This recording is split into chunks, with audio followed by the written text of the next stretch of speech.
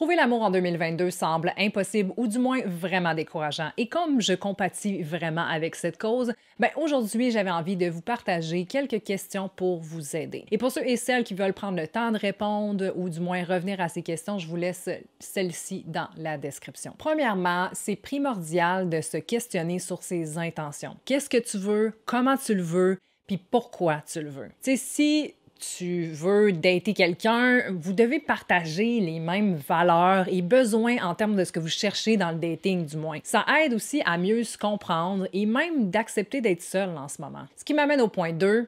Comment tu te sens d'être célibataire en ce moment ou à l'idée d'être en couple? C'est quoi ton mindset quand tu dates? C'est quoi aussi la blessure ou le besoin qu'il y a derrière ça? Numéro 3.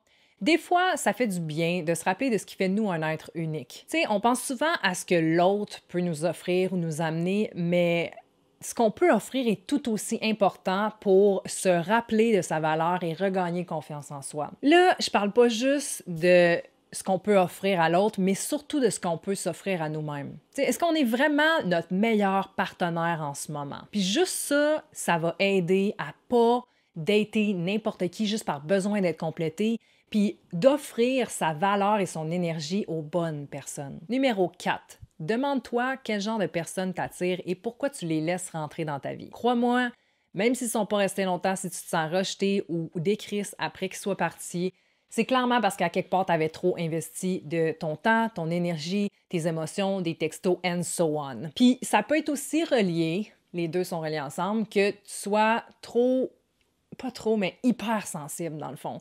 Fait que tu vis tout plus intensément que quelqu'un d'autre, puis les choses t'affectent différemment et plus intensément que la plupart des gens. Et si vous voulez savoir si vous êtes hypersensible, je vais laisser le lien que j'avais fait sur une vidéo dans l'écran. Mais au final, t'es la seule personne qui peut découvrir pourquoi et choisir quoi faire avec ça. Numéro 5. C'est pas vraiment une question, là, mais c'est ma chaîne, je fais ce que je veux, puis il n'y a rien de parfait. On n'est pas parfait.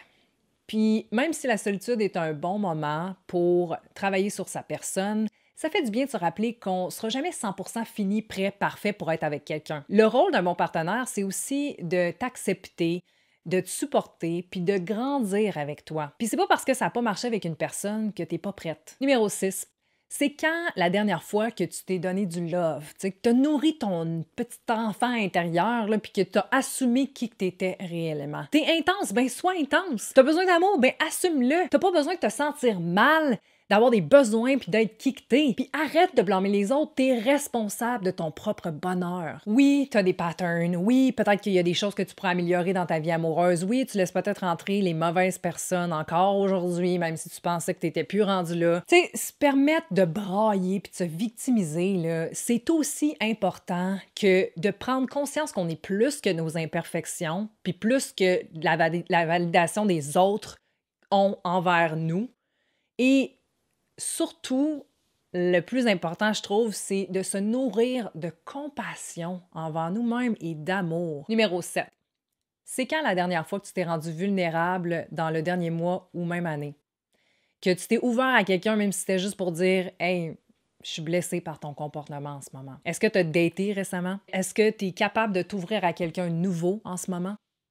Puis sinon, pourquoi? Il n'y a pas de bonne ou de mauvaise réponse. Peu importe vos réponses, j'espère que ces questions vont au moins vous faire du bien, puis surtout vont vous aider à vous libérer de certaines croyances que vous avez en ce moment qui sont peut-être erronées ou blessures du passé. T'es pas brisé. Tu as juste besoin de revenir à toi. C'était Émilie Brousseau. J'espère que vous avez aimé. Si c'est le cas, n'oubliez pas de me le faire savoir en likant, partageant et vous abonnant. J'aime aussi beaucoup vous lire, donc ça me fait toujours plaisir quand vous écrivez ce que vous avez pensé de la vidéo, votre perspective par rapport à ça et interagir avec vous et avec cette belle communauté, bien sûr. Si vous avez aimé ce genre de contenu, sachez que j'ai 2 workshops sur mon site web présentement pour aller plus en profondeur dans ce qui nous limite. Donc, j'ai le workshop Qui libère, qui lui est un gros workshop pour se libérer de ce qui nous limite et explorer justement ces blessures et croyances qu'on a. À travers ça, on arrive à passer à l'action à un next level avec confiance dans sa vie. Et j'ai aussi un workshop pour les célibataires, obviously. Donc, si vous écoutez ça, il y a des grandes chances que peut-être vous êtes célibataire ou blessé ou peu importe, ou en couple ou mêlé. Anyways, ce workshop-là pour célibataires pourrait vous aider. C'est un mini workshop qui prend pas beaucoup de temps à faire. en audio seulement pour vous aider dans votre démarche de la façon la plus légère possible. Donc, c'est tout pour moi aujourd'hui. On se revoit bientôt. Namaste, guys!